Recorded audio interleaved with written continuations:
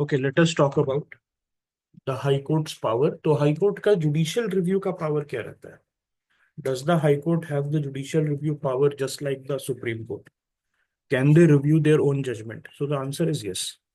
They can uh, basically see their own judgments, and Article 226 of the Constitution, it empowers High Courts to issue writs for the enforcement of fundamental rights and for other purposes as well. So Article 226, it gives them the power. So yesterday we have read, if you remember, Article 32 and Article 226. Both of them, they had given the writ jurisdiction power.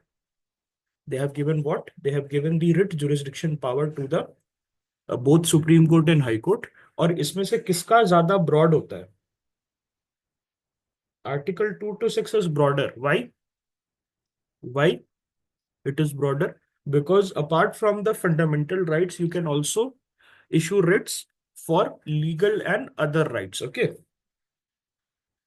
Article 227 of the Constitution, it gives High Courts the power of superintendence over all courts and tribunals within their jurisdiction. तो अब आप देख रहे हैं हमारा जो range है that has shifted. हमारा रेंज कहाँ शिफ्ट हो गया है? जब हम सुप्रीम कोर्ट की बात कर रहे थे, so we were talking from article 124 to 147. Yes. अब हम कहाँ की बात कर रहे हैं? अब हम कहाँ की बात कर रहे हैं? अब हम बात कर रहे हैं in the 200s range. Okay. So उसमें जो है, अगर आप देखेंगे, ये हाई कोर्ट के बारे में कहाँ बात होता है? जब हम स्टेट वाले में एंटर कर जाते हैं. तो हम स्टेट वाले में एंटर कब करते हैं? रेंज में. जब हम कैग खत्म करते हैं, the moment we finish CAG, and CAG is finished via article 151. जैसे ही हम कैग को फिनिश करते हैं, then we enter the territory of the state. So ये इंपॉर्टेंट है आपको याद रखने के लिए. अब ऐसा क्यों है? Because in the examination, whenever you are going for the prelims examination, sometimes UPSC gives you hints via the articles. It will not give you hints through the questions, but it will give you hint via the article. अब जैसे question आया था 142 का, उसमें 4 option थे. उसमें Election Commission का superintendence, then the second option was state and union finances, the third option was Supreme Court complete justice.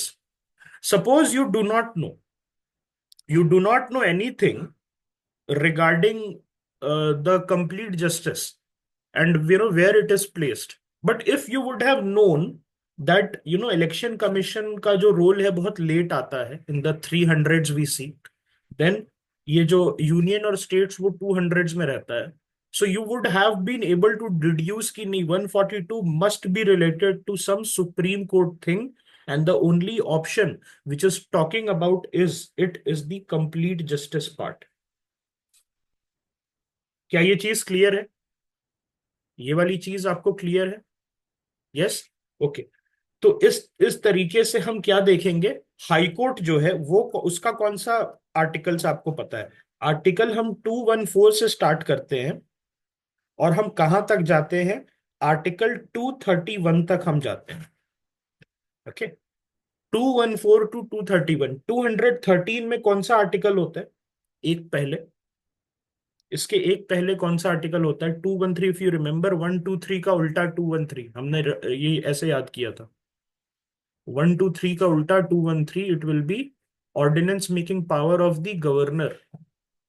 याद आया? Ordinance making power of the governor. उसके बाद हाई कोर्ट स्टार्ट हो जाता है. सो ये याद रखिएगा.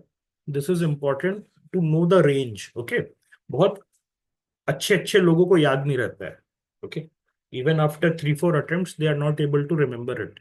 So it is better that you, in the initial stages of your preparation, आपको याद हो जाए. So Article 227, it gives High Court the power of superintendence over all courts and tribunals within their jurisdiction. Okay. अब हम बात करते हैं legislative competency with judicial review. अभी तक हाई कोर्ट पे हम प्रॉपर नहीं आए हैं. अभी भी हम थोड़ा सा जुडिशियल रिव्यू को एक्सप्लोर कर रहे हैं. So Article 245, it addresses the territorial extent of laws made by Parliament and state legislature. If you remember, yesterday we talked about that if Parliament make any such laws for extraterritorial jurisdiction, can it be questioned? क्या आप उसको question कर सकते हो अगर बाहर के jurisdiction के लिए पार्लियामेंट लॉ बना दे? Some we are not talking about the execution, but just by making the law. So it cannot be questioned. It cannot be questioned. Okay. Or in certain cases, what we also studied was कि if the state government or the state legislature can show that whatever they are doing or whatever law they are making is necessary for the governance of the state, and there is a necessary overlap with the governance of the state and its boundaries. So in that case, even the state government can make laws in extraterritorial matters. ये हमने कल पढ़ा था. तो Article 245, it addresses the territorial extent of laws made by Parliament and state legislature. Then Article 246, it details the subject matter of laws by Parliament and state legislature, including the union, state and concurrent list. तो क्या state list पे can it be there कि parliament law बना दे? ऐसा possible है कि parliament law बना सकती है स्टेट लिस्ट पे?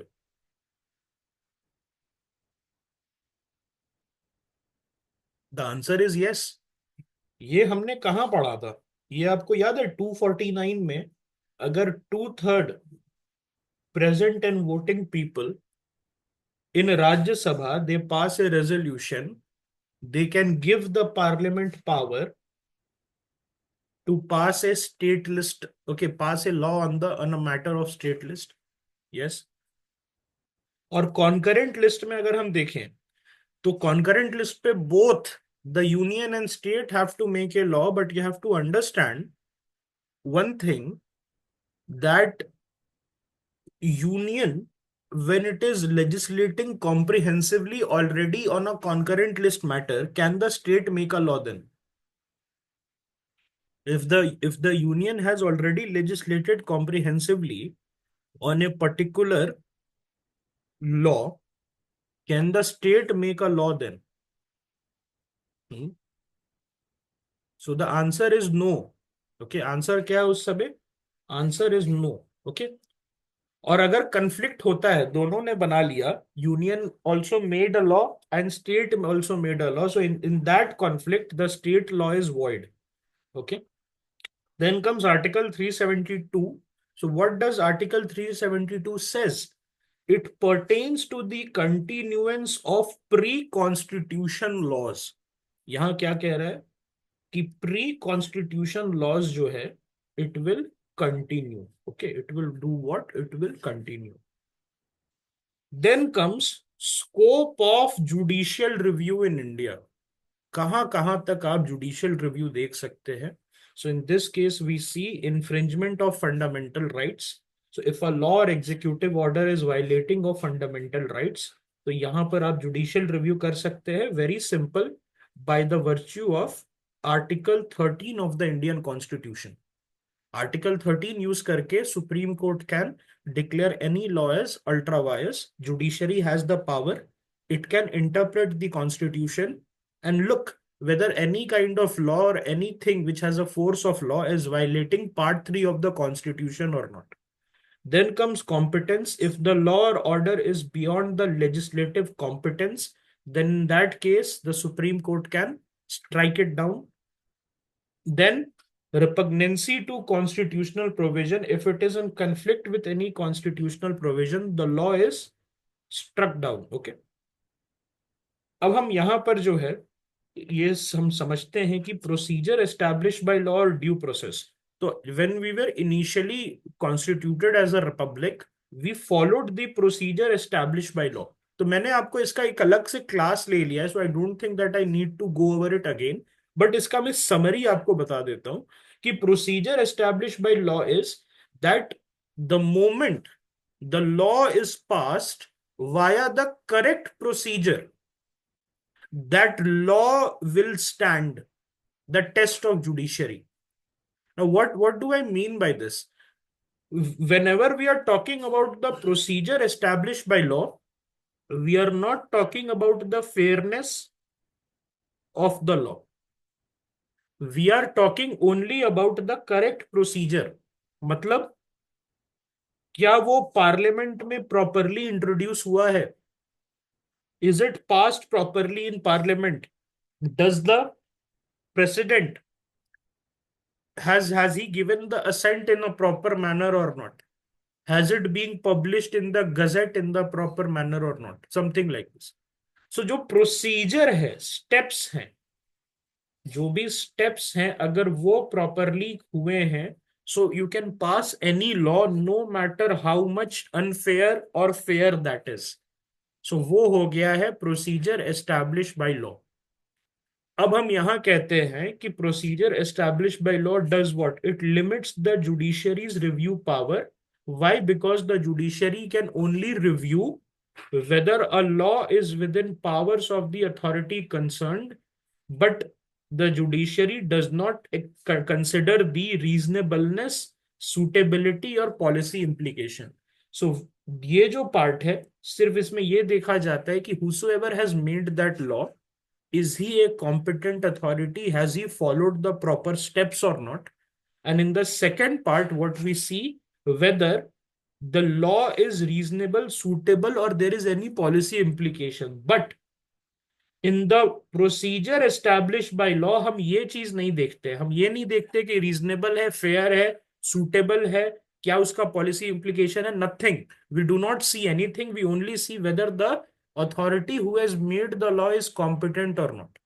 तो यूनियन एक तरीके से, क्या मैं कह सकता हूं, under a procedure establish by law regime, if the parliament makes any law via the correct steps, it can do anything, it has unlimited power, because then judicial review will not be there, क्योंकि वो कुछ भी बना सकता है correct steps follow करके, कुछ भी बना सकता है वो, because you are not checking the whether that law is reasonable और फेयर और नॉट।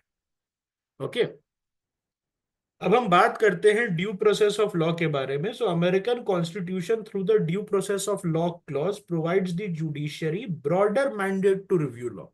यही चीज जो है ड्यू प्रोसेस ऑफ लॉ, ये इंडिया में मेनका गांधी केस के साथ इंट्रोड्यूस कर दी गई थी।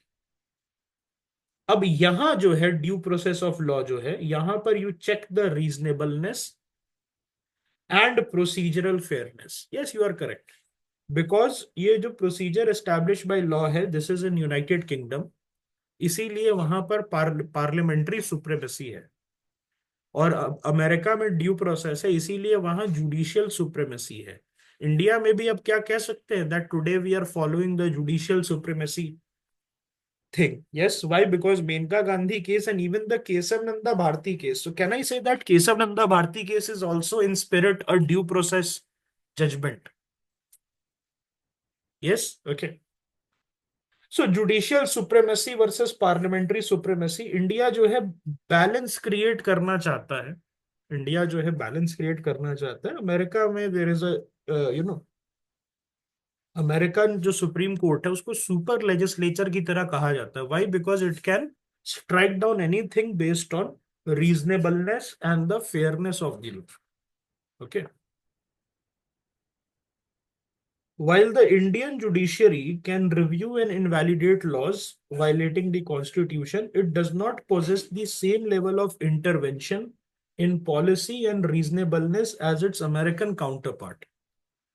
इंडिया का जो सिस्टम है, it represents A synthesis of the American principle of judicial supremacy and the British principle of parliamentary supremacy. तो हम जो है इस टाइप का वेन डायग्राम आप बना सकते हैं कि यहाँ पर सम पावर्स आर ओवरलैपिंग, और ये दोनों जो है the judiciary and the legislature, they both try to be separate.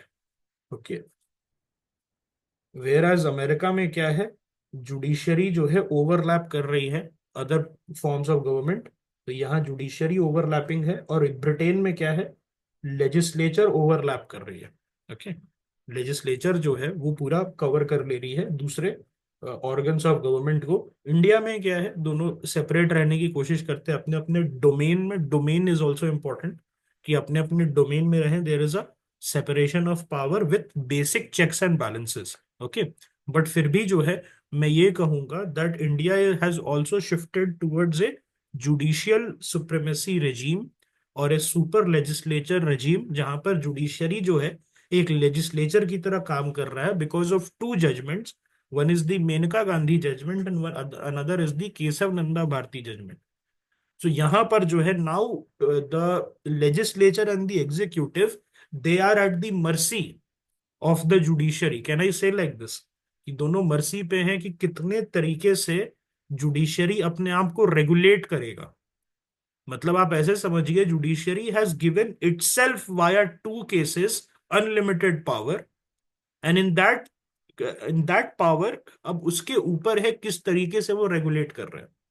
Okay, जज को इम्पीच करना आसान है because there is a committee, inquiry committee में तो सीजेआई खुद बैठते हैं ना, और हाई कोर्ट जज खुद बैठते हैं। तो इंक्वायरी कमिटी कभी भी पास करेगा अगर जुडिशरी अपने औकात पे आ जाए। Can I say like this?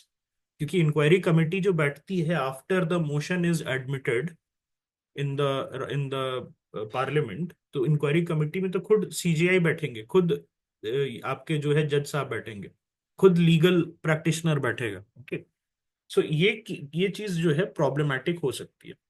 Okay, अब हम बात करते हैं judicial review and ninth schedule के बारे में। सो ये आईआर सीलो का केस मैंने आपको पहले ही समझा दिया है, उसको जस्ट हम लोग रिवाइज कर लेंगे। सो हुआ क्या था, नेहरू ने जो है नाइन्थ शेड्यूल पास किया था, so that any law which is passed and placed under the ninth schedule, it becomes immune from judicial review. Okay, so यहाँ हुआ क्या था कि एक केस आया था which was the IR Coelho case. तो IR Coelho case they had asked in your mains. Okay, mains में डायरेक्टली उन्होंने 2019 में शायद या 20 में एक क्वेश्चन पूछा था। सो आईआर सीलो जो केस है उसमें basically this the supreme court said that ninth schedule जो है, the ninth schedules process which says that if I put a law in the ninth schedule, it will be immune from judicial review is against the basic structure. Why? Because judicial review is an integral part of the basic feature or the basic structure of the constitution. So they said that कि ये जो shielding हो रही है, okay, shielding of some laws from judicial review, ये सारी चीजें जो है these are unconstitutional. Okay, these are what, these are unconstitutional. So उस केस में व्हाट डिड दे से कि केशव नंदा भारती केस के पहले, ओके, केशव नंदा भारती केस के पहले जितने भी चीजें हैं उसमें, जितने भी April 24, 1973, this is the date of Keshava Nanda Bharati. Keshava Nanda Bharati case का डेट क्या है? April 24, 1973। तो उन्होंने क्या कहा कि laws are added after April 24, 1973 are subject to scrutiny if they infringe upon fundamental rights और the basic structure. Okay, and what did they say कि उसके पहले का जो लॉज है, April 24, 1973 के पहले जितने भी लॉज नाइन्थ शेड्यूल में डाले गए हैं, दे आर फाइन, हम उसको छोड़ देते हैं। बट 1973 April 24 के बाद जितने लॉज हैं, all of them will be under judicial review. Why? Because you can not stop the court from judicial review. Why? Because it is against the basic structure. Okay, alright. कौन? Rahul Gandhi? Okay, अच्छा, सचिन तेंदुलकर। सचिन 50 के ऊपर हो गए। Okay, judicial tests applied.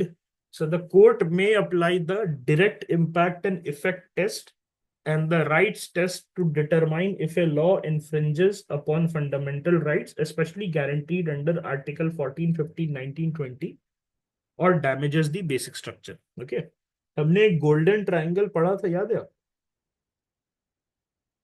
Golden triangle of fundamental rights. तो उसमें तीन fundamental rights थे, एक था 14, एक था 19 और एक था 21, 14, 19, 21। This is the golden triangle that we are talking about. Okay, okay,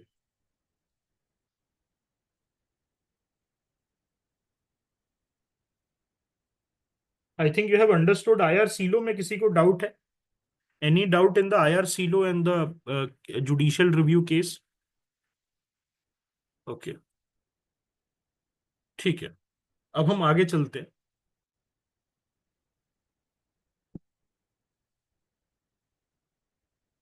late us talk about the high courts. Okay, so high courts जो है, they date back to 1862 with the establishment of high courts in Calcutta, Bombay, and Madras, followed by Allahabad in 1866.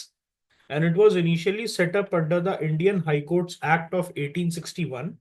And these courts served as the principal judicial bodies in their respective regions.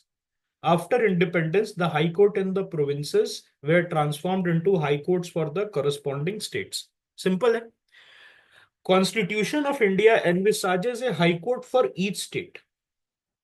मतलब constitution ये कहता है कि हर state के पास एक high court होना चाहिए, but at the same time it permits the parliament to establish a common high court for two और मोर स्टेट्स, और फॉर टू और more states and a union territory through the seventh amendment act. Seventh amendment के थ्रू जो है, हमने क्या दिया हुआ है, पहले हमने ये कहा in the original constitution they said that every state should have one high court. But उस समय की रियलिटीज डिफरेंट थी, है कि नहीं? उस समय बड़े बड़े स्टेट्स हुआ करते थे। उस समय जो है, in the 1950, India was having very big states, so it made sense to have a high court for each state. But as we move forward, 1956 का स्टेट रीऑर्गेनाइजेशन एक्ट हुआ था। So उस केस में what happened was that India started having smaller states. अब जैसे for example, बहुत छोटा state है और उसके लिए उसमें पॉपुलेशन 20-25 लाख है। तो उस केस में does it make sense to develop the entire infrastructure for a new high court? क्योंकि हाई कोर्ट का इंफ्रास्ट्रक्चर और अपकीप और मेंटेनेंस और ऑल दीज थिंग्स करने में समय लगेगा। ओके, लेकिन हमारा ये आइडियल है that eventually we will want a high court for each state, that is an ideal. लेकिन व्हाट जो ऑन ग्राउंड रियलिटी है उसमें हम ये भी कर सकते हैं that we can have a common high court for two और मोर स्टेट्स। ओके, और फॉर टू और more states and union territory. अब यूनियन टेरिटरी के अंडमान पोर्ट ब्लेयर में कोई हाई कोर्ट है? Is there A high court in Port Blair? There is no high court in Port Blair. Okay, वो कहाँ जाते? मान लिया कि आप एक अंडमान के आदमी हैं, you are a person from Andaman, you have fallen in some problem and you want to go to the court, so you have to take a ferry or you have to take a plane and then you have to land in Calcutta. Calcutta high court का वहां पर जो है, वहां पर जो Port Blair, sorry Andaman Nicobar का जो बेंच होगा, they will be hearing that. Pondicherry में आप हैं, कोई प्रॉब्लम में फंसे, is there a Puducherry high court? Is there a Puducherry high court? नहीं। आप क्या करेंगे? आप जो है बेसिकली एक कार में बैठेंगे और फिर चेन्नई चले जाएंगे। ओके, और चेन्नई में जो है मद्रास हाई कोर्ट, वहां पर आप करेंगे। Alright, yes. यूनियन टेरिटरी में नहीं होता है। दिल्ली जो है, दिल्ली में हमारा एक हाई कोर्ट है, we have a high court in Delhi. Okay, is there a, अगर आप देखेंगे तो Punjab and Haryana, okay, Punjab and Haryana high court. तो क्या चंडीगढ़ के पास चंडीगढ़ का हाई कोर्ट है? चंडीगढ़ के पास क्या चंडीगढ़ का हाई कोर्ट नहीं है वहां पर? Okay, Chandigarh hosts the high court for Punjab and Haryana. Yes, okay.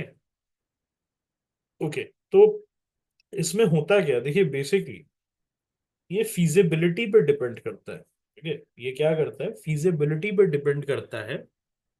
कितना, ओके, कितना आप कह सकते हो कि कितना फीजिबल है, कितना स्टेट का पॉपुलेशन है, कितना केस लोड है। अगर कहीं पर जो केस लोड है बहुत ज्यादा है, ओके, केस लोड कहीं बहुत ज्यादा है, तो उस केस में व्हाट वी सी इज कि separate high court is created. Okay, separate high court जो है इज क्रिएटेड फॉर देम। लेकिन अब जो है, अब जो है उनके लिए क्या किया जाता है, मान लिया कि suppose there is one state जहां केस लोड कम है, 15-20 केस आ रहा है, so does it make sense to make a high court for them in that state? 20 lakh 15 lakh की पॉपुलेशन है, majority 20-25 case load a month नहीं है, लेकिन अगर थाउजेंड्स ऑफ केसेस आ रहे हैं, सो उस केस में हम क्या देखेंगे? यस, ओके, उस केस में then it will be correct. ठीक है, सो या अब जैसे छत्तीसगढ़ है, छत्तीसगढ़ में they have opened a high court, why? Because case load ज्यादा था। ओके, केस लोड जो है ज्यादा था, सो दैट इज डिफरेंट ना। जो रीजनल बेंचेस होता है that is different. Okay, it या हिमाचल में है, Himachal has a high court. Okay, Jammu Kashmir है। ओके, सो ये सारी चीजें जो है यू हैव टू सी। क्या लद्दाख के लोग वहां है? क्या लेह में कोई हाई कोर्ट है? Is there any high court in Leh? नहीं। क्यों क्यों क्यों नहीं है? कम है लोग। Okay, there is very less. Okay, very less population. तो जिनको सही में प्रॉब्लम है they will take a flight और they will take a car and go to Jammu Kashmir, है ना, जम्मू कश्मीर में चले जाएंगे। राइट। ओके, अब जैसे तेलंगाना का अलग से हाई कोर्ट इन्होंने खोल दिया। दैट वाज इंपॉर्टेंट भाई, Telangana is a big state, it was created later on. Telangana का हाई कोर्ट खोल दिया इन्होंने, त्रिपुरा में खोल दिया। त्रिपुरा में क्यों खोल दिया? त्रिपुरा का भी केस लोड बढ़ रहा था despite having a lower population. उनको जो है सुविधा नहीं हो रही थी बार बार जाना। ओके, तो उन्होंने त्रिपुरा में भी खोल दिया। ओके, मणिपुर में भी खोल दिया 2013 में, त्रिपुरा के साथ मेघालय में खोल दिया। पहले कहाँ जाते थे? पहले असम गुवाहाटी जाना पड़ता था इनको। ओके, पहले जो है उनको क्या जाना पड़ता था? आसाम जाना पड़ता था, गुवाहाटी जाना पड़ता था। ओके, सो उस चीज के लिए इन्होंने खोल दिया। तो अल्टीमेटली ऑब्जेक्टिव क्या है? अल्टीमेटली ऑब्जेक्टिव है that each high court will have a state, sorry, each state will have a high court. तो 2013 में they opened it for north eastern states. Okay, they opened it for what? They opened it for north eastern, some of the north eastern states including Manipur, Meghalaya and Tripura.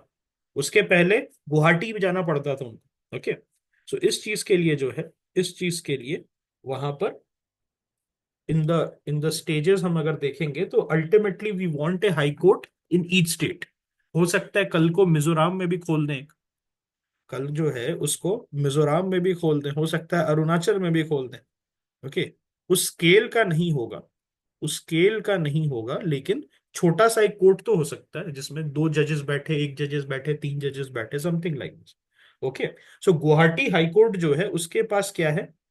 वहां पर आप देखोगे तो Aizawl, Aizawl bench है वहां पर। अब मिजोरम का जो है आप देखेंगे पॉपुलेशन तो बहुत छोटा है। ओके, मिजोरम का पॉपुलेशन जो है that is very very, okay, very very small. तो इसीलिए गुवाहाटी जा सकते हैं वहां के लोग, और बगल में है। They can take a car and then they can go to Guwahati, they can take a bus and they can go to Guwahati. Proper infrastructure बनाना समझ नहीं आ रहा है अभी एजॉल में। ओके, उसके बाद जो है we also have in Guwahati the Itanagar bench, जो किसको देखेगा? अरुणाचल प्रदेश को सर्व करेगा।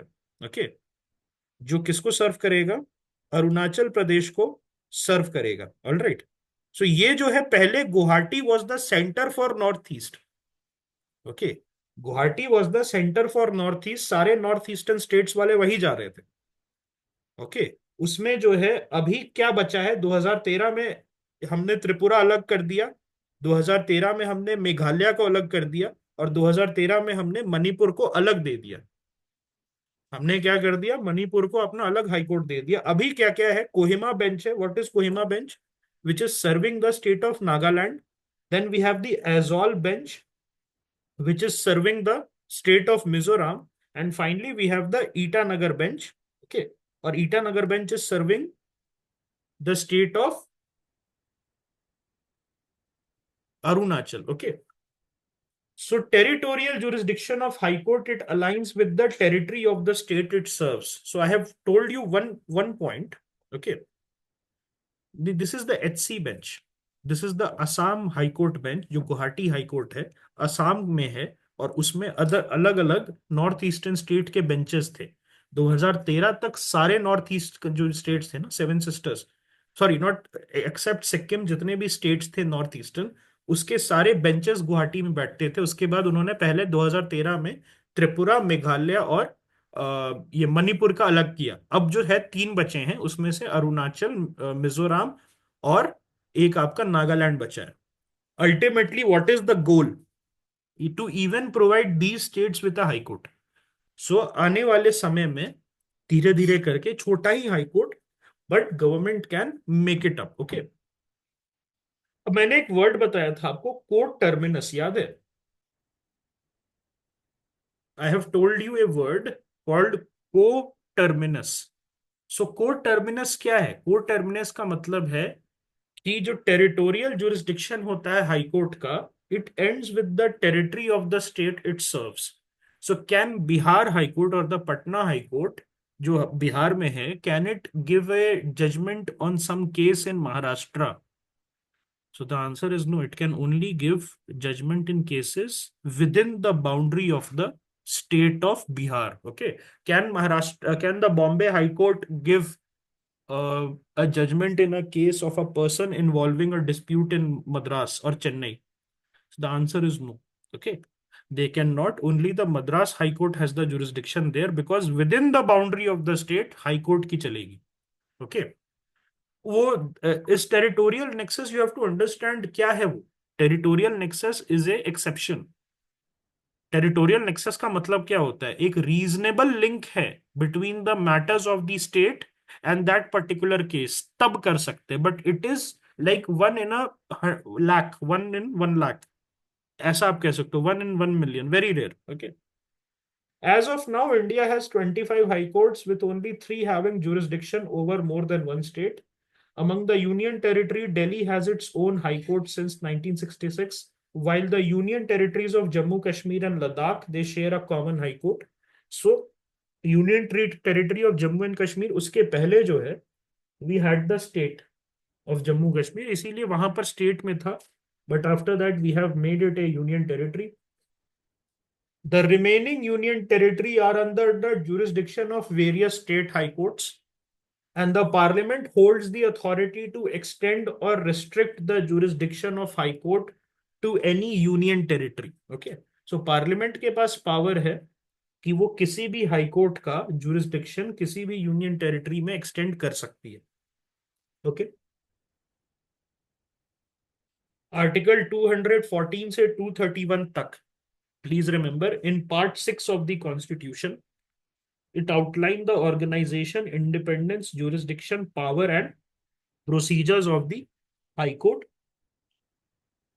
And these articles ensures that High Court operate with a degree of autonomy which is necessary for upholding justice and constitutional mandates within their jurisdiction. Composition of high court की अगर हम बात करें, सो कॉन्स्टिट्यूशन कोई स्ट्रेंथ नहीं बताता, it does not specify the exact strength of a high court, तो वो डिपेंड करता है, आप समझ रहे हैं, who will be more busy, Tripura high court और Bombay high court? Who will be more busy, Tripura high court और Bombay high court? Bombay high court, population ज्यादा है ना, पॉपुलेशन ज्यादा है, केसेस ज्यादा है, complexity of the state is higher. Can I say like this? Can I say that Bombay High Court, it operates in Maharashtra, which has a higher complexity of life compared to Tripura? I'll not say that this is some kind of a prejudiced statement, but it is true, na? Because जितना आप complex रहेंगे as a society, उतना आप, you will take the recourse of law. अब जैसे त्रिपुरा क्या है? Tripura, it's a beautiful state, but it is also a sleepy state. Can I say like this? Nothing much happens there. Okay, अभी उतना industries आया नहीं है, तो इट्स अ स्लीपी स्टेट, तो वहां पर complexity of life is very less. So when complexity of life is very less, then the case load will also not be here. आप अगर सिर्फ चले जाए मुंबई में, it is one of the most complex places in India. Mumbai, it is one of the most complex places, there are trillions of interactions per day, hi hello कैसे हैं आप, ये सारी चीजें लोग कह रहे हैं, और उसमें से ट्रिलियंस ऑफ इंटरैक्शंस में there can be thousands of interactions which could be unsavory and which could lead to a case, है कि नहीं? Compare that to Tripura. Tripura का पॉपुलेशन ही क्या है? 22 lakhs, something like this. So उतनी इंटरेक्शंस जनरेट ही नहीं हो रहे हैं वहां पर, तो इसीलिए जो है एग्जैक्ट स्ट्रेंथ स्पेसिफाई नहीं किया गया है, क्योंकि हर हाई कोर्ट का जो रिक्वायरमेंट है वो डिफरेंट है।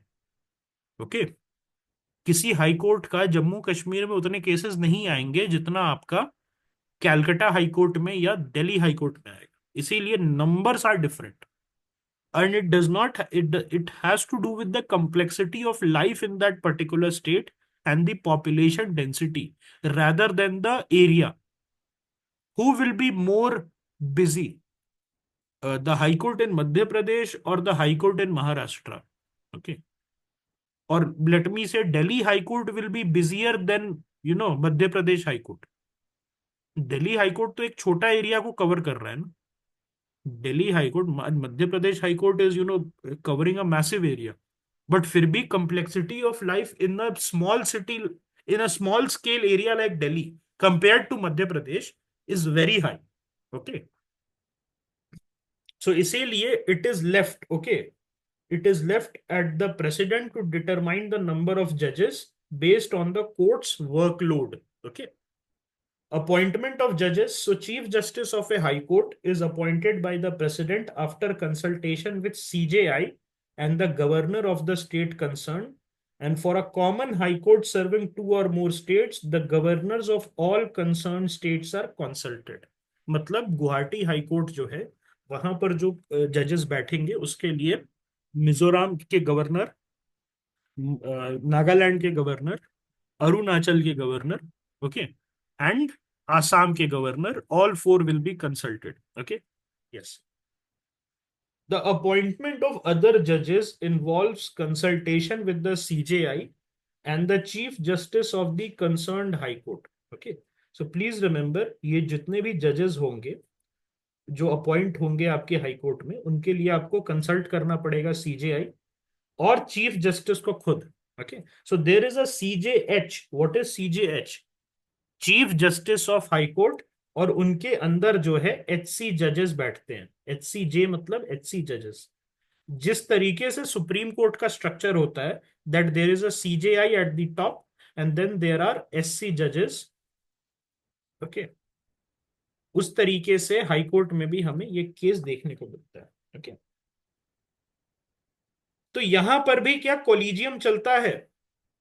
यहां पर भी कोलिजियम, हमने एससी में पढ़ा था कोलिजियम चलता है, यहां भी चलता है. The answer is yes.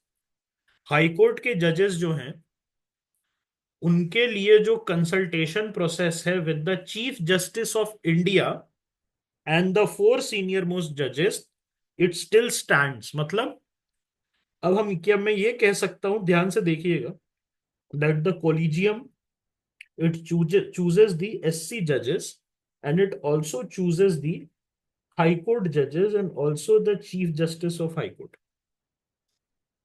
Can I say like this, that इनके पास तीन टाइप के जजेस को पिक करने का पावर होता है. Why not CJI? Why not CJI? Chief justice of India क्यों नहीं? बिकॉज वो कन्वेंशन से डिसाइड होता है whosoever is the senior most judge in the Supreme Court, he will take the mantle or she will take the mantle. इसीलिए ना हमें पता है कि 2032 तक कौन चीफ जस्टिस बनेगा. आज के आज मैं बैठे बैठे आपको बता सकता हूं, है कि नहीं? आई कैन टेल यू ना who will B, okay, who will be the next 5 CJI. I can tell you. Why? Because it is not decided by anybody. It is decided by a convention of appointing senior most judges. Okay. So जब ये संजीव खन्ना साहब अभी हैं, उसके बाद हमारे BR Gavai साहब बन जाएंगे, उसके बाद जस्टिस सूर्यकांत बनेंगे, फिर विक्रम नाथ बनेंगे, उसके बाद BV नगरत्ना जी बनेंगी, उसके बाद फर्स्ट वुमेन चीफ जस्टिस हमें हमें पता है, आज के आज मैं बता सकता हूं तुम्हें, 2027 में मिलेंगी हमें. उसके बाद जस्टिस PS नरसिम्हा. उसके बाद ऐसे चलते जाएगा, इसके बाद जो है चलते जाएगा. सीजेआई जो है कन्वेंशन पर डिसाइड होता है. इस चीज को ध्यान रखिएगा. कॉलेजियम का जो स्कोप है सुप्रीम कोर्ट जज, हाई कोर्ट जज और chief justice of high court तक लिमिटेड है. ठीक? क्योंकि सीजेआई जो है वहां पर हम किसी भी टाइप का अबरेशंस नहीं चाहते हैं, तो सुप्रीम कोर्ट जजेस का सीनियर मोस्ट जज के थ्रू सीजीआई बनेगा. एंड इस CJI the head of the collegium. In practice is CJI the head of the collegium. और कंसेंसस से आपको पता लगाना होता है. क्या सीजेआई ओवरराइडिंग वीटो पावर होता है सीजेआई के पास? सीजेआई के पास ओवरराइडिंग पावर नहीं होता है कॉलिजियम में। It has to be consensus. Okay, it has to be consensus. Okay, is it clear? क्या ये चीज क्लियर है? Generally yes. ओके, जनरली जो है हाई कोर्ट में भी हम क्या देखते हैं कि सीनियर मोस्ट को बना दिया जाता है। ओके, लेकिन ओके, लेकिन वहां पर ऐसा कोई हार्ड एंड फास्ट रूल नहीं है। हार्ड एंड फास्ट रूल नहीं है। Okay, is this clear? अभी जैसे I think Patna high court में दे हैड मेड इट, या seniority principle is considered, you are correct. Seniority principle even in the chief justice of high court it is considered. और उसके साथ साथ जो है, ओके, उसके साथ साथ एक और चीज होती है, इंटर स्टेट ट्रांसफर। आप समझ रहे what do I mean by this? मतलब पटना हाई कोर्ट में किसी बिहारी को नहीं बनाएंगे chief justice. Madhya Pradesh high court में किसी एमपी वाले को नहीं बनाएंगे। Why? Because to maintain neutrality. Okay, to maintain neutrality Madras high court में किसी चेन्नई वाले, या सॉरी, किसी तमिलियन को नहीं बनाएंगे। बेंगलुरु हाई कोर्ट में किसी कन्नड़ को नहीं बनाएंगे। ओके, कन्नडिगा को। ओके, सो ये दो चीजें सीजेआई में सिर्फ सीनियोरिटी प्रिंसिपल चलती है, और CJH that is chief justice of high court में seniority plus state transfer principle. Okay, ये सारी चीजें आपको पता है। टेन्योर ऑफ जजेस की हम बात करते हैं तो जजेस of high court they serve until they reach the age of 62 years. Any disputes regarding a judge's age is resolved by the President of India after consultation with the Chief Justice, and the President's decision is final. Okay, कोई भी dispute आता है as के regarding, okay, it might come, क्योंकि पहले के जमाने में 60-70 years बैक उतना कुछ होता नहीं था। ओके, एज एज वाला आज के डेट में it is well documented, but in those days, in back then 5-6 years का ऊपर नीचे भी तक हो जाता था। तो ये चीजें अगर प्रॉब्लम आती है तो इसमें consultation with the chief justice होगा, and the president's decision will be final. Okay, a जज can resign from their position by submitting a resignation letter to the president. Okay, जो जज साहब है, he can resign by giving to the president, not the chief minister. ये समझ रहे, important है। ये प्रेसिडेंट को दे रहे हैं, यहां से मैं कह सकता हूं that yes, because of this also we can say that we are a single integrated judiciary. क्योंकि ये अगर अगर हम नहीं रहते सिंगल इंटीग्रेटेड तो अपना रेजिग्नेशन किसको देते? गवर्नर को देते या चीफ मिनिस्टर को देते, है कि नहीं? सो प्रेसिडेंट को दे रहे हैं, इसका मतलब there is a hierarchy, and in that hierarchy the high court is somewhere in between. Okay, and जजेस they can be, high court जजेस, they can be removed from office by the president based on the recommendation of parliament. जैसे SC के जज का होता है उसी तरीके से एचसी जज को भी आपको हटाना पड़ता है, रिमूव करना पड़ता है। Okay, will this be called an impeachment? Will the removal of जजेस कॉल्ड एन इम्पीचमेंट? मैंने बताया था आपको, इम्पीचमेंट एक स्पेसिफिक केस में होता है when the 2/3 of the total membership majority is required. याद आया? 2/3 of the total membership, and that impeachment is only present in the case of the president. That impeachment is only present in the case of the president. Whereas in other cases, in even in the case of vice president, the presiding officers, the judges, the SCAG, we say that he is being or she is being removed. Okay, only the removal of the president, we say that it tantamounts to impeachment. Okay, so what is the process? हाँ, एक बार vacation देख लेते हैं। So जज vacates is their office upon being appointed to the supreme court और when transferred to another high court. तो ये transfer process कौन डिसाइड करता है? ये जो ट्रांसफर प्रोसेस है, ये कैसे डिसाइड होता है कि कौन सा जज कहाँ जाएगा? Any idea? बहुत सिंपल है। It is the Colosseum itself. Colosseum जो है वो आपका बेसिकली, यस ऑब्वियसली यहां पर कंसल्टेशन है। देखिए article 222 of the constitution, article 222 of the constitution says कि प्रेसिडेंट जो है ट्रांसफर कर सकते हैं। प्रेसिडेंट जो है वो ट्रांसफर कर सकते हैं, लेकिन ये जो प्रोसेस है उस पर प्रेसिडेंट का कोई रोल है? प्रेसिडेंट तो अपने हैंड एंड सील पे ट्रांसफर करेंगे, लेकिन यहां पर कॉलिजियम का कंसल्टेशन एंड रिकमेंडेशन होगा। कॉलिजियम का कंसल्टेशन और डिसीजन होगा, and after that the president will send an order, okay, formalizing the transfer of judge from one high court to another. All right. और उसके साथ साथ, ओके, उससे उसके साथ साथ is the consent of the जज इंपॉर्टेंट? क्या कंसेंट ऑफ द जज रिक्वायर्ड है? It is not important, it is not required, but it is basically seed, मतलब पूछ लिया जाता है कि सब आपको जाना है कि नहीं जाना है, by a convention, by a tradition, ताकि थोड़ा सा ह्यूमेन प्रोसेस हो। ऐसा नहीं कि किसी को पनिश करने के लिए आप जो है भेज रहे हैं। ओके, पनिशमेंट अलाउड है? Is punishment allowed while transferring the जज? There is no punishment allowed, please remember this. आप पनिश नहीं कर सकते हैं किसी को। ओके, आप जो है पनिश नहीं कर सकते हैं किसी भी जज को for any kind of judgement that he has pass. No transfer order will say that the judge is being punished for passing any order. Okay, उस समय जो है आप बेसिकली क्या करते हैं कि whether the consent and the will of the जज कैन बी ओवर रिडन, आप उसको ओवरराइड कर सकते हैं बहुत प्यार से, लेकिन वहां पर जो है जनरली कंसेंट ले लिया जाता है that you know if you are interested in going, okay, if you are going interested in going to Tripura और समथिंग लाइक दिस। जनरली हम क्या देखेंगे कि त्रिपुरा में सीनियर जजेस रहेंगे कि people who are just starting, those people will be there. Senior high court जजेस आपको त्रिपुरा वगैरह में मिलेंगे। सो ऐसा कोई हार्ड एंड फास्ट रूल नहीं है, आपको सीनियर जजेस भी त्रिपुरा में मिल सकते हैं। This shows that every state is important.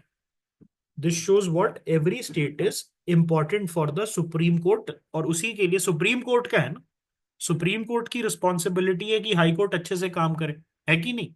If you remember single integrated judiciary. So now let us talk about removal of जजेस। तो सेम प्रोसेस है, 100 Lok Sabha member and 50 Rajya Sabha member. Either उनका जो है प्रोसेस इनिशिएट करने के लिए इतने नंबर्स आपको चाहिए, लोकसभा में 100 नंबर, अगर राज्यसभा में आप कर रहे हो तो 50 numbers, and it has to be submitted to the speaker chairman. The speaker may admit or refuse the motion, and if admitted, a three-member committee is formed to investigate the charges, comprising a Supreme Court judge or Chief Justice, a High Court Chief Justice, and a distinguished jurist. तो इसीलिए मैंने कहा कि even the impeachment process में जो 3 member committee है that will have a bias of the judiciary itself, yes और no? Judiciary का खुद का बायस यहां पर होगा। वाई? बिकॉज इसमें चीफ जस्टिस या सुप्रीम कोर्ट सीनियर जज रहेंगे, हाई कोर्ट के चीफ जस्टिस और एक डिस्टिंग्विश जूरिस्ट रहेंगे। ठीक है, if the committee finds the जज गिल्टी ऑफ मिसबिहेवियर और incapacity, the motion can be considered, and then motion must be passed by a special majority. What kind of special majority? 2/3 present and voting plus majority of the total membership of the house. उसके बाद it will be followed by the president's order for removal, and उसके बाद जो है remove माने जाएंगे। और removal process जो है दोस्त, it is similar for high court and supreme court जज। ऐसा नहीं है कि हाई कोर्ट के जज को निकालना सुप्रीम कोर्ट के जज से आसान है। No, it is not the case that both supreme court and high court जज, they both will be equally okay protected. It is not easier to remove a high court judge, both of them are equally protected. Okay, then let us talk about the transfer of judges. So, President can transfer a judge from one high court to another after consulting the Chief Justice. And on transfer, the judges are entitled to a compensatory allowance, which is determined by the Parliament. And supreme court के पास इसका भी judicial review जो है present है, but it is exceptional and in public interest. And please remember it should not be punitive, मतलब जज को punish नहीं किया जा सकता वाया ट्रांसफर। द जज should not be punished via transfer. Okay, ये एक बहुत इंपॉर्टेंट चीज है। This is a very very important thing, that the जज can not be punished via transfer. उसकी transfer has to be a routine affair. If he has passed any judgement he can not be punish for that.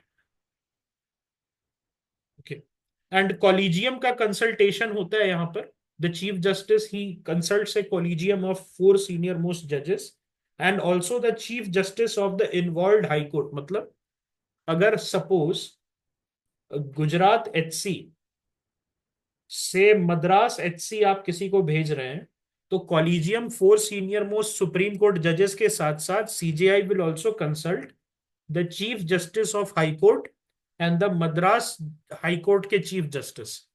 So both chief justice will be considered in this case. Okay, उनका opinion देखा जाएगा whether this जज is needed और not. Okay, the independence of high courts in India is important. जैसे supreme court का independence important होता है, उसी तरीके से हाई कोर्ट का इंडिपेंडेंस इंपॉर्टेंट होता है। सो जजेस are appointed by president in consultation with members of the judiciary. तो यहां पर क्या है कि एग्जीक्यूटिव भी इन्वॉल्व है और जुडिशरी खुद भी इन्वॉल्व है। बट क्या एग्जीक्यूटिव पावरफुली इन्वॉल्व है? Is the executive powerfully involve? The answer is no. The judiciary on paper executive, the president is appointing, who is part of the head of the executive, but in reality the judiciary जो है basically उसके पास सारा power है। Okay, और ये ensure करता है कि जो आपका अपॉइंटमेंट्स है they are not politically motivated. यहां क्या है, पॉलिटिकली मोटिवेशन से बचाने के लिए जुडिशरी ने कंट्रोल ले लिया, कहने की बात है। This is the on ground thing that is going on. And judges enjoy a security of tenure. They can only be removed by the president under conditions which are specified in the constitution. What are the conditions? Misbehavior or incapacity. Okay. Misbehavior में क्या क्या आ सकता है? Corruption. Okay. Corruption can come. What else can come? Corruption of mind, corruption of finances, harassment, something like this can come. Okay. Using your office for unlawful gains. इनका fix service condition होता है, इनकी salaries, allowances, privileges, pensions जो है they are determined by the parliament and they can not be altered to their disadvantage after their appointment except during financial emergencies. अब यहां जो है फिक्स सर्विस कंडीशन में दो चीज है, एक है सैलरी और दूसरी है पेंशन। सो सैलरी कौन देता है? Salary will be given by the consolidated fund of the state. Okay, salaries and allowances, they will be charged on the consolidated fund of the state जहां पर वो सर्व कर रहे हैं। मान लिया कि suppose the person is a जज in Patna high court, so that person's salary will come from where? It will come from Bihar's consolidated fund, yes or no? That will come from Bihar's consolidated fund। और दूसरा चीज क्या है? दूसरा चीज ये है कि उनका जो पेंशन है that is charge on the consolidated fund of India, not the state. अब ये इंपॉर्टेंट है। अब ये इंपॉर्टेंट क्यों है friend? This is important because आप सोचोगे कौन से state, because one thing is कि ट्रांसफर हो सकता है जजेस का। द जजेस आर ट्रांसफर्ड, तो who will bear the burden of pension? मान लो कि वो जज 8 साल काम किया बॉम्बे हाईकोर्ट में and 1 year was left for his retirement and he was transferred to Himachal High Court, Shimla High Court. So who will be giving the pension? तो इसमें क्या होगा? It can lead to some kind of unfairness। अगर हम ये rule बना दे कि जिस लास्ट स्टेट में उसने सर्व किया है वो पेंशन देगा, तो ऐसा भी हो सकता है दैट द जज will serve for 6 months and then his tenure will end. So क्या, is it correct that for only 6 months of service the state of Himachal Pradesh would be liable for 30 years or 25 years of pension, depending on the age that the judge will live? And then to the judge's spouse also 50% of the pension. So it is not fair. So to escape these kind of cases, इनका जो pension है उसको consolidated fund of India पे charge कर दिया जाता है, और इनका जो सैलरी है जहां भी वो सर्व कर रहे हैं उस स्टेट के कंसोलिडेटेड फंड पे चार्ज कर दिया जाता है. I hope this is clear. And conduct of high court judges cannot be discussed. The constitution prohibits discussion in parliament or state legislature about the conduct of high court judges in the discharge of their duty, except जब उनका impeachment process में, impeachment को छोड़ के उनका जो high court जजेस हैं उनका कंडक्ट आप नहीं डिस्कस कर सकते. And ban on practice after retirement, very important thing. Supreme court का और हाई कोर्ट का जो जज होता है, सुप्रीम कोर्ट जज एंड हाई कोर्ट जज, क्या उसमें कोई डिफरेंस है बैन ऑन प्रैक्टिस में? बिकॉज सुप्रीम कोर्ट जज can not practice anywhere, and that is why we said that post retirement benefits for these people make sense. Giving type 7 quarters XYZ, it make sense for them. तो SC जो है, supreme court जज के ऊपर blanket ban है, they can never perform on practice. इसीलिए जो D Y Chandrachud साहब हैं वो अभी प्रैक्टिस नहीं कर रहे हैं, सिर्फ क्या देते हैं, स्पीचेस देते हैं अलग अलग जगह जाके. एचसी जज का अलग है. यहां पर है रिटायर्ड परमानेंट जजेस are prohibited from pleading or acting in any court or before any authority in India except the Supreme Court and other high courts. मतलब जहां पर उन्होंने सर्व नहीं किया है वो वाले हाई कोर्ट्स, जहां पर उन्होंने सर्व नहीं किया है वो वाले हाई कोर्ट्स, और उसके साथ साथ सुप्रीम कोर्ट, वहां 2 जगह कर सकते हैं. ओके. यहां पर अगर मैं एग्जांपल दूं, somebody has retired from Patna High Court, so that person cannot appear in front of Patna High Court to maintain neutrality and to avoid conflict of interest. But that person, can he go to Allahabad High Court and practice? Can he go to the Supreme Court and practice? So the answer is yes. The answer is yes. Okay. All right. So मान लिया कि एक जज साहब है, 50 साल की उम्र में वो हाई कोर्ट पे एलिवेट हो गए, and he has served in Madras high court, he has served in Madhya Pradesh high court, and he has served in Shimla high court, that is Himachal Pradesh high court. Okay. तो अब ये जो है रिटायर हो गए एट द एज ऑफ 62, तो कहां कहां वो प्रैक्टिस नहीं कर सकते, कहां कहां वो प्रैक्टिस नहीं कर सकते? All these 3 high courts he cannot practice. Okay. All these 3 high court, okay, he cannot practice. ठीक है. तो अगर अपने अपने करियर में एज अ हाई कोर्ट जज वो ये 3 जगह पे हैं, तो यहां को छोड़ के हर जगह वो अदर एचसीज और सुप्रीम कोर्ट में वो प्रैक्टिस कर सकते हैं. ओके. ठीक है. All right. क्या ये चीज क्लियर है यहां पर? यहां तक किसी को doubt?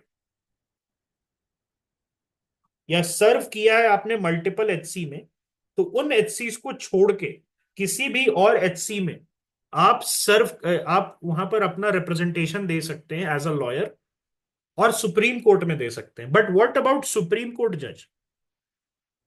What about supreme court जज? जो सुप्रीम कोर्ट के जज होते हैं इनके ऊपर ब्लैंकेट बैन होता है, कहीं भी ये प्रैक्टिस नहीं कर सकते, कहीं पर भी ये प्रैक्टिस नहीं कर सकते. So I hope that make sense. Why? क्योंकि द सुप्रीम कोर्ट जज is basically forgoing 15 to 20 years of income. That is why a pension is there, and that is why they get home staff and all these things. Because आपको एक चीज समझना होगा, lawyers have a very big life span. जो जेठमलानी साहब थे, he was reviewing cases well in to his 80s। बहुत सारे lawyers 90s तक, जब तक उन no they don't die, they keep on working. इसीलिए जो है, then power to punish for its contempt. High Court have the authority to punish anyone for contempt, protecting their decision and actions from criticism and opposition to maintain their authority, dignity and honor. So एक चीज हमने पढ़ी थी contempt में, that even the Supreme Court can protect the honor and dignity and punish for the contempt of HC, that is High Court and lower courts. याद है? Can the lower court punish for their contempt? Can the lower courts punish for their contempt? या वो dependent है high court और supreme court? They are dependent. Okay, यहां पर हम क्या कहते हैं? They are dependent. Okay, so please remember, the power to punish for contempt, it is with HC and HC। Supreme court और हाई कोर्ट के पास पावर है कंटेम्प्ट पे पनिश करने के। Why? Because both SC and HC are court of record. So by the virtue of being court of record, they have the power. And subordinate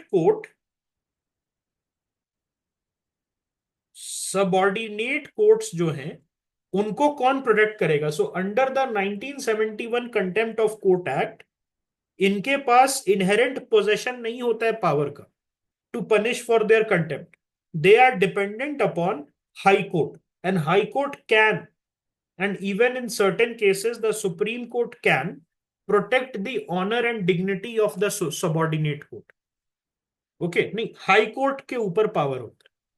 high court जो है, they can, okay, they can protect the honour and dignity of the lower court. Okay, so subordinate courts they can not directly punish for contempt.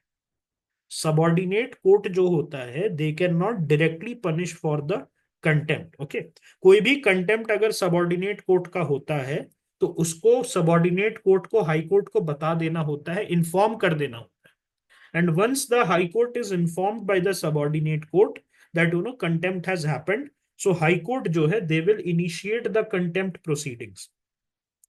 So please remember, subordinate courts do not have the inherent authority to punish for their contempt. They are dependent on the High Court. Okay. और ये चीज कहाँ present है? Contempt of court act 1971। क्या ये चीज clear है सभी? Is this thing clear?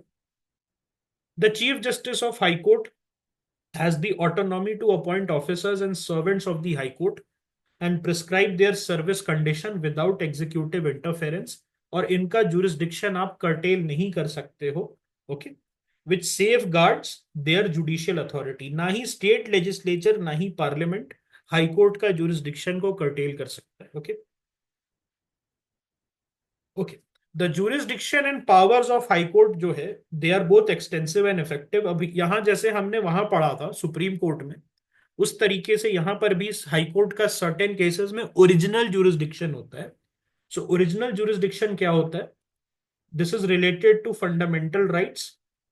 Okay, और disputes, okay, disputes among states और between a state and a central government and other matter specified by the constitution. तो यहां पर क्या है? अगर मैं बात करूं ओरिजिनल जुरिस्डिक्शन के बारे में, सो क्या can they hear dispute between two states? The answer is no. Can they hear disputes regarding fundamental rights? Yes. Fundamental rights 2 to 6 से पावर आ रहा है ना, 2 to 6 से पावर आ रहा है। तो ये जो ओरिजिनल जुरिस्डिक्शन है, ओके, वहां पर they have the original jurisdiction. उसके साथ साथ, उसके साथ साथ क्या है ओरिजिनल जुरिस्डिक्शन में? और क्या आ रहा है?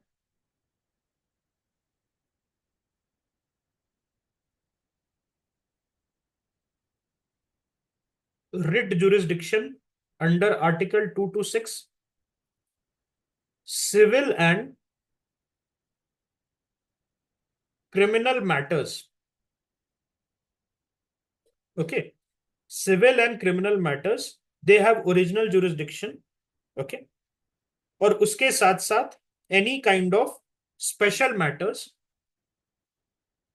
which is related to maybe any kind of matrimonial cases which has certain things which are above the jurisdiction of the family court या लोअर कोर्ट्स, तो वो डायरेक्ट हाई कोर्ट में जाएगा। और उसके साथ साथ और क्या होगा, any kind of contempt matters. Why? Because lower courts के पास पावर नहीं है कंटेम्प्ट सुनने के लिए। ओके, उसके साथ साथ कोई भी विल से रिलेटेड केस, कोई भी विल से रिलेटेड वैलिडेशन का केस है जिसमें एक जो जिसको कहते हैं ना विल, जो कोई आदमी मर जाता है तो अपना विल छोड़ के जाते हैं, किसको क्या मिलेगा, सो वहां पर जो है उससे रिलेटेड अगर उसका वैलिडेशन करना है, सो can the lower court do it, उसके लिए हाई कोर्ट जाना होगा। ओके, उसके साथ साथ election petitions which challenges which challenges the election of MP and MLA, वहां पर भी हाई कोर्ट का ओरिजिनल jurisdiction है। Okay, and the high court also has appellate jurisdiction. They can hear appeals against the judgment of the lower courts within their jurisdiction, encompassing both civil and criminal cases. Supervisory jurisdiction है, तो किसी भी state के अंदर the high court is the highest authority and they have a superintendence over all courts and tribunals. और ये tribunals का बहुत इंपॉर्टेंट है। याद है एल चंद्र कुमार केस वगैरह हमने पढ़ा था पहले, कि tribunals they try to assert themselves as independent, अपने आप को इंडिपेंडेंट बनाने की कोशिश करते हैं, but are they independent of the high courts? नहीं, हाई कोर्ट्स के अंदर रहेंगे ये ट्राइब्यूनल्स। जो है बहुत बार ऐसा हुआ है कि high court has issued orders to stop the tribunals from exceeding its authority. बहुत बार ऐसा हुआ है, बिकॉज ट्राइब्यूनल्स ये कहती है कि हम तो स्पेसिफिक केस के लिए बने हैं, we are also constitutionally mandated, article 323, so हम हमारे पास भी पावर होना चाहिए। But here the supreme court has said कि ऐसा नहीं है, हाई कोर्ट के अंदर ही आप रहिएगा। And high courts have administrative control over the courts and tribunals functioning under their jurisdiction, including appointment, promotion and formulation of rules. तो जो lower courts का appointment होता है, all of them they will be made in consultation with the high courts. Okay, governor साहब जो lower courts के new people they will hire, so that has to be in consultation with the high court. Okay, and it is a court of record. So it is a court of record, it means कि इनके judgment, proceeding और acts जो हैं they are officially recorded for perpetual memory and testimony, and their records are admissible as evidence. In the similar manner हमने देखा था कि court of record है, okay, article 137 if you remember, we have seen in the case of Supreme Court, उसी तरीके से ये भी court of record हो जाता है। okay, ये भी जो है court of record हो जाता है। yes or no? This is also a court of record. तो कोर्ट ऑफ रिकॉर्ड होता है the moment you become a court of record you have the power to punish for your contempt. Okay, right. उसके साथ साथ judicial review का भी power है। कोई भी लॉ है state law which is basically exceeding the authority और it is violating the constitution, तो स्टेट लॉ पे they can declare it ultra vires the high court. Okay, so इसमें जो है ओरिजिनल जुरिस्डिक्शन कहां कहां आता है इनका, election disputes, revenue matters, enforcement of fundamental rights, constitutional interpretation cases and original civil jurisdiction भी है इनका। ओके, ओरिजिनल क्रिमिनल जुरिस्डिक्शन भी होता था इनका for some certain cases, but it was abolished in 1973। अब जो है अपील के माध्यम से आप इनके पास जा सकते हैं। यस, सो यहां पर जो है आप देख रहे हैं कि अगर दो स्टेट के बीच का लड़ाई है, स्टेट वर्सेस स्टेट, तो can the high court hear it? If it is state versus state, so can the high court hear it? The answer is no. If it is union versus state, can the high court hear it? No. Because in these cases it is the original jurisdiction of supreme court. इनका writ jurisdiction article 226 में आता है, for दो type का है, because this makes it broader. Because supreme court का सिर्फ एक टाइप का है, that is enforcement of fundamental rights, but these people they can enforce legal rights as well for any other purpose. तो एक फ्रेज है 226 में, that writs can be issued by the high court for any other purpose, and this makes it broader than the supreme court. Appellate jurisdiction में both civil and criminal matters. So कोई भी session court का case है, session court क्या होता है? Session court is whenever the lower court is behaving like a criminal court, तो उनको सेशन कोर्ट हम कह देते हैं। तो सेशन कोर्ट अगर 7 साल से ज्यादा की अगर सजा दे देती है, तो उस केस में including death sentences high court जो है, ओके, हाई कोर्ट को कंफर्म करना होता है। कैपिटल पनिशमेंट या 7 साल से ऊपर की केस अगर देती है lower court, so it can not be automatic punishment, it first has to be confirmed by the high court.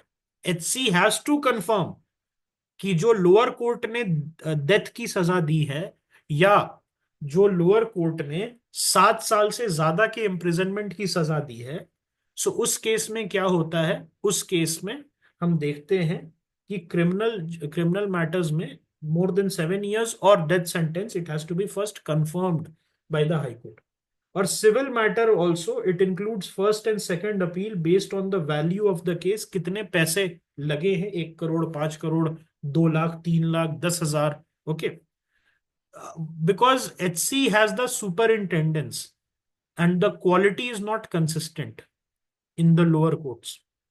So that is why अगर कोई डेथ सेंटेंस दे रहा है या 7 साल से ज्यादा का पनिशमेंट दे रहा है, so it is the duty of the high court to confirm whether that has been done on the merits of the case or not. क्योंकि अगर आपको ये भी पता होगा, अगर अगर एचसी भी दे दे, एचसी अगर डेथ सेंटेंस दे दे रिवर्स करके एक्विटल को, then also you have a automatic right of appeal, you remember, to the supreme court. Supreme court के पास आपका ऑटोमेटिक राइट ऑफ अपील चला जाता है, आप डायरेक्ट सुप्रीम कोर्ट भी जा सकते हैं। Why? Because we are a single integrated judiciary, है ना। सिविल मैटर्स में इट डिपेंड्स, फर्स्ट और सेकंड इंस्टेंस के अपील्स होते हैं इनके पास, ऑलराइट। इंट्रा कोर्ट अपील्स का मतलब क्या होता है? होता है, बिल्कुल होता है, जुडिशियल प्रोसेस इज स्लो, इसीलिए ना the process becomes punishment. So intra court appeal, so intra court appeal क्या मतलब होता है कि आपने किसी एक जज के सामने अपनी बात रखी, so you can request that मुझे जो है दूसरा बेंच चाहिए, एक लार्जर बेंच चाहिए, okay. So that is intra court appeal. इनके पास सुपरवाइजरी जुरिस्डिक्शन भी होता है over the lower court, administrative और जुडिशियल ओवरसाइट होता है। The high court can call for returns, make and issue general rules to regulate the practices of the lower courts and the legal officers who are practising in the high court and the lower courts.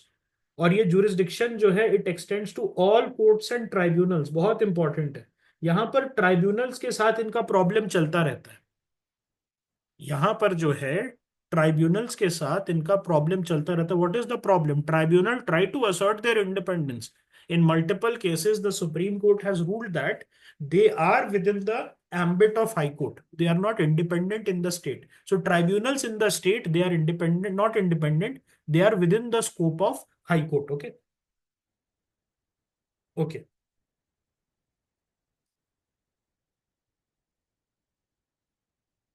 Control over subordinate court. सो यहां पर जो है high courts are consulted in matters of appointed posting and promotion of district जजेस। So who is the district जज? District जज is the highest legal officer in the district. District का जो है वो सबसे बड़ा जज होता है, डिस्ट्रिक्ट जज, ओके। सो उस केस में high court is consulted and they also handle posting, promotion, leave, transfer and discipline of judicial service member excluding the district जज। सो डिस्ट्रिक्ट जज से नीचे के जितने भी जजेस होते हैं उनको इंटर डिस्ट्रिक्ट ट्रांसफर कर सकते हैं, एक डिस्ट्रिक्ट से दूसरे डिस्ट्रिक्ट में आप उनको ट्रांसफर कर सकते हैं। High courts can withdraw cases from subordinate court if they involve substantial question of law, especially those which requires constitutional interpretation, and they may dispose of these cases themselves or return them with their judgment on the legal question involved. तो ये जो case withdrawal है, क्या ये एक तरीके का writ है? When we say that case को विड्रॉ कर सकते हैं, या it can take a case from the lower court to itself. Okay, we can say that it is a kind of a writ. Okay. And high court का जो order है, it is binding on all subordinate court within the state. जैसे supreme court under article 141 उसके judgments binding है on all the high courts and the lower courts, उसी तरीके से high court का जो जजमेंट है with in state, it is binding on all lower court. The lower court cannot say that I will go another way. And obviously it is also a court of record, and it has the power to punish for its contempt. So we have seen this. Okay. From Houstons.gov, the form of power that derives from the ability to punish is. Sorry, my Alexa was answering for you guys. Additionally, despite the absence of a specific provision in the Constitution for review, high courts have the inherent power to review and correct their judgments. And this contrasts with the Supreme Court, which has a specific constitutional provision granting it the power of review. So Constitution में specific provision है किसके लिए? SC के लिए. But this is not stopping the High Court also to have the power to review and punish for its contempt. So it can punish for both civil and criminal contempt, and also it can punish for the contempt of the subordinate court. Okay. All right. So judicial review कहां तक हो सकता है? Either you are infringing the fundamental rights, either अगर जो lower courts है it has overstepped its competence, मतलब जो lower court है it has overstepped its competence, जहां competence नहीं थी, authority नहीं थी, वहां का उन्होंने judgment दे दिया. So then also, and it is in contravention of constitutional provision.